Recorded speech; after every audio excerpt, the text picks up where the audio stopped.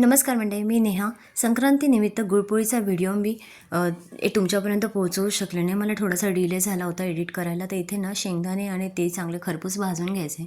इकडे एका ताटामध्ये ना 2 वाटी गव्हाचं पीठ आणि 4 टेबलस्पून बेसन आपण घेतलेलं आहे. जे तुम्हाला चमचा दिसतो ना त्याच चमच्याने मी 4 टेबलस्पून बेसन घेतलं आहे. सगळं मिश्रण एकत्र करायचं.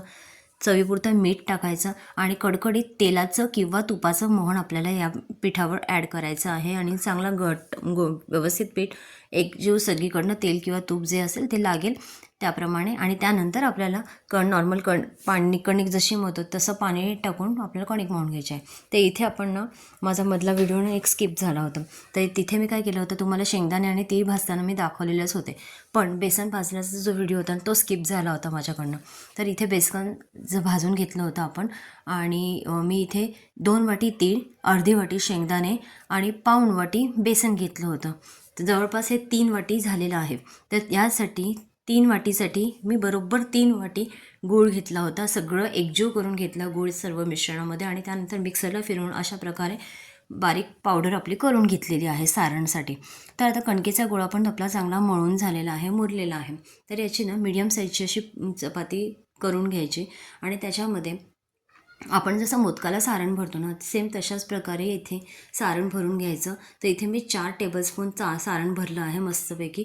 जेवढं तुम्ही सारण छान भराल ना तेवढी पोळी ना चवीला छान लागते.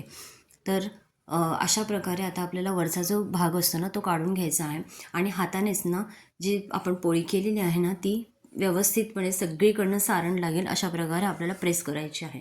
आणि त्यानंतर थोडंसं पीठ पोळपाटवर घ्यायचं आणि त्यानंतर पोळी आपण नॉर्मल चपाती जशी लाटतो सेम त्याप्रमाणे हलक्या हाताने लाटायची आहे. तर इथे तुम्ही बघू शकता थोडंसं ना गोळा बाहेर आला होता सारणाचा, तर मी तिथे थोडंसं ना छोटीशी चपाती लावली आहे आणि त्यानंतर लाटत आहे. तर आता इथे तुम्हाला कुठेही दिसत नाही आहे ती सारण लावलेली, कारण ते व्यवस्थितपणे चपाती लाटता व्यवस्थित सेट झालेली आहे. तर आता जेवढी पातळ होईल तेवढी पातळ इथे पोळी आपल्याला लाटून घ्यायची.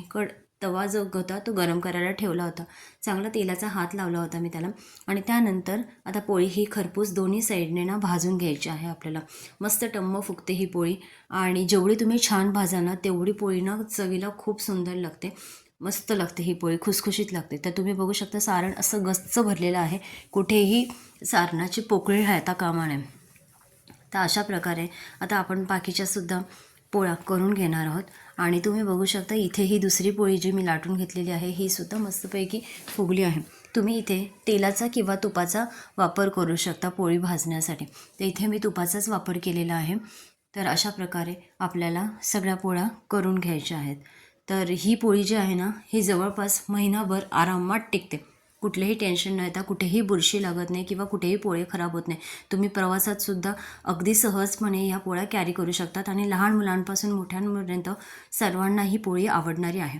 तर अशा प्रकारे ह्या माझ्या सर्व पोळ्या लाटून झालेल्या आहेत. तर हा माझा आजचा व्हिडिओ तुम्हाला कसा वाटला मला नक्की कमेंट करून सांगा. जर व्हिडिओ आवडला असेल तर लाईक करा, शेअर करा आणि चॅनलला सबस्क्राईब करा नवीन असाल तर. थँक्यू.